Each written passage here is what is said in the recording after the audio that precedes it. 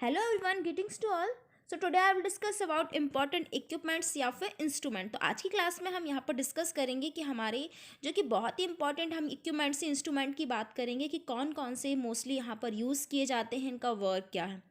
तो फर्स्ट तो वेंटिलेटर, ये सभी आप लोग जानते होंगे कि वेंटिलेटर का यूज़ कब किया जाता है, जब पेशेंट ब्रीथ नहीं ले पा रहा होता है या फिर सर्जरी के टाइम पर या फिर जनरल एनेस्थीसिया जब दिया जाता है तो वहाँ पर, ताकि वो स्लीप कर सके, अच्छे से रिलैक्स कर सके और ब्रीथिंग में उसको प्रॉब्लम ना हो। ऑटोमेटिक भी हम बोल सकते हैं कि ऑटोमेटिक यहाँ पर उसे ब्रीथ वो ले सकता है, ऑटोमेटिक ऑक्सीजन वहाँ पर मिलती रहेगी। ये वेंटिलेटर का काम होता है। मोस्टली जो पिक्चर्स होती हैं, ये पिक्चर्स ही एग्ज़ाम में मोस्टली पूछी जाती हैं कि इसे क्या बोलते हैं। तो इसके साथ साथ हम यूजेस भी देख लेते हैं। नेक्स्ट हम देखते हैं ऑटोमेटिक एक्सटर्नल डेफिब्रिलेटर। तो जो कि ये हमारे, अगर हार्ट रेट अगर रुक जाती है या फिर रिदम रुक जाती है, कार्डियक अरेस्ट की कंडीशन हो जाती है, तो वापस से जो एबनॉर्मल हार्ट रिदम है या फिर हार्ट रेट है, उसको वापस से उसे सर्कुलर में लाना या फिर नॉर्मल रिदम में लाना, यहाँ पर एईडी का काम होता है। जिस तरह से हम सीपीआर देते हैं, तो सेम कंडीशन यहाँ पर सीपीआर, बट यहाँ पर एक पर्सन देता है, कोई भी फर्स्ट एडर देता है। लेकिन ऑटोमेटिक एक्सटर्नल जो डेफिब्रिलेटर है, ये इलेक्ट्रॉनिक होता है, जो ऑटोमेटिक ही पेशेंट की हार्ट को, नॉर्मल रिदम को यहाँ पर नॉर्मल ला देता है। नेक्स्ट हम देखते हैं पल्स ऑक्सीमीटर। तो पल्स ऑक्सीमीटर का काम होता है हमारे ब्लड के ऑक्सीजन लेवल को ऑब्जर्व करना या फिर पता लगाना, एंड पल्स का यहाँ पर पता लगाता है हर एक सेकंड के। तो पल्स ऑक्सीमीटर का काम ये होता है। नेक्स्ट हम देखते हैं क्रैश कार ट्रॉली। तो इसका use mobile unit that contain emergency medicine equipment के रूप में किया जाता है।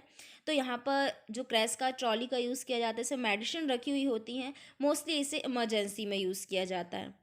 नेक्स्ट हम देखते हैं कार्डियक मॉनिटर। तो कार्डियक मॉनिटर में हम यहाँ पर कार्डियक रेट या फिर हार्ट रेट का पता लगाते हैं। इसमें सेकंड सेकंड की, मतलब बहुत ही कम समय की, अर्ली क्विकली या फिर, तो यहाँ पर मॉनिटर करता रहता है, जिससे ये भी हमें वेंटिलेटर के साथ कार्डियक मॉनिटर भी देखने को मिलता है, मोस्टली आईसीयू में देखने को मिलता है।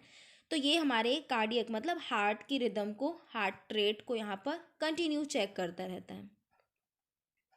नेक्स्ट हम बात करते हैं डीवीटी पंप।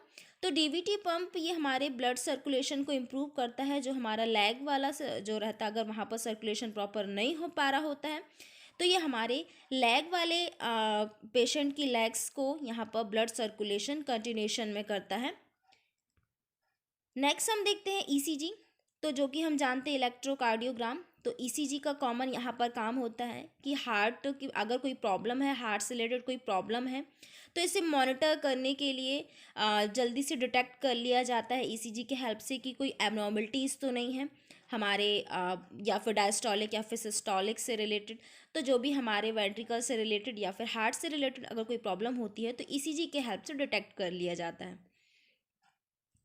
नेक्स्ट हम देखते हैं पोर्टेबल सक्शन मशीन। ये भी हम इजली हमें हॉस्पिटल्स में देखने को मिलती है।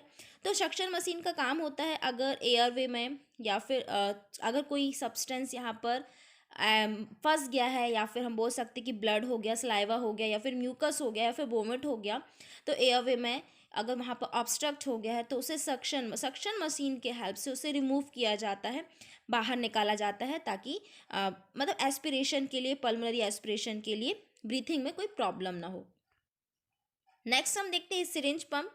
तो सिरिंज पंप और हम यहाँ देखते हैं इन्फ्यूज़न पंप, दोनों ही सेम है, बट सिरिंज पंप यहाँ पर हम देखते हैं कि फ्लूइड को यहाँ पर फ्लूइड को भर दिया जाता है। अगर बहुत ही कम अमाउंट में हमें फ्लूइड देना है, फॉर एग्जांपल हमें पर मिनट में कुछ पर मिनट, या फिर बोल सकते हैं कि 2 घंटे में हमें कुछ ही एम एल, 2 ml या फिर 5 ml, इस तरह की अगर हमें क्वांटिटी में देना है, मतलब कम अमाउंट में देना है, तो हम यहाँ पर सिरिंज पंप का यूज़ करते हैं। इसमें टाइम सेट कर दिया जाता है, उसके अकॉर्डिंग ये हमारा पेशेंट के पास ऑटोमेटिक यहाँ पर फ्लूइड जाता रहता है। सेम यहाँ पर हमें इन्फ्यूज़न पंप में भी देखने को मिलता है, ये भी ऑटो मास्क।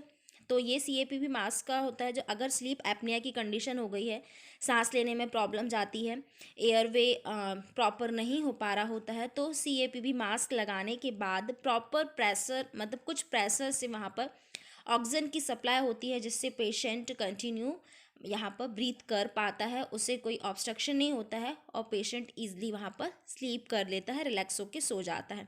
तो ये था हमारा CAPP मार्क्स। तो ये हमारे कुछ इंपॉर्टेंट इंस्ट्रूमेंट्स थे जो कि मोस्टली पिक्चर के हेल्प से इनके नाम पूछे जाते हैं। So thank you so much for watching my videos.